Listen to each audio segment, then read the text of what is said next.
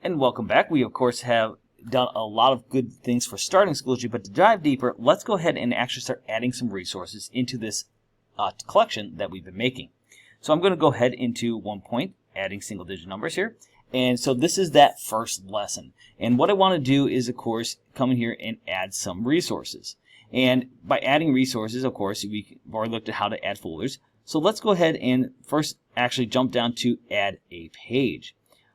Adding a page is a great way to add in specific resources. So for example, if I want to put in an Edpuzzle video, or I want to put a YouTube video, or I want to put an article directly in here without having students go out to an external site, this is a great way to do that. So the first thing I'm going to want to do is give this page a title. So for example, I can say, maybe it's just adding a single digit number. And that is going to be the title of my page. Now, of course, I can put other information here. I can type it in. I can, use different formatting options. So I can, for example, make it bold, italic, underlines. I can use bullet points. I can do various formatting options such as strike through, subscript, script.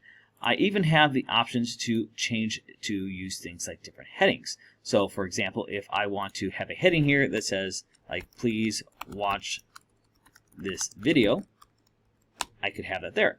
Or maybe I don't want to use a heading, maybe I could just use text. Options are up to you. Now, when we put a video in, that is going to be a whole nother step. So let's just go ahead and add a little bit more text here quick before we talk about some of the different embedding options here.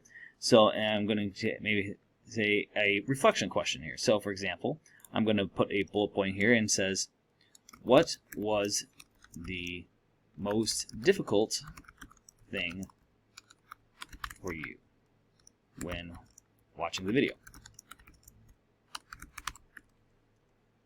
All right, and of course that is just something that we can add in. It doesn't have to be bulleted. Maybe we just have it normal. These, of course, are different options that you can do when you're creating an assignment.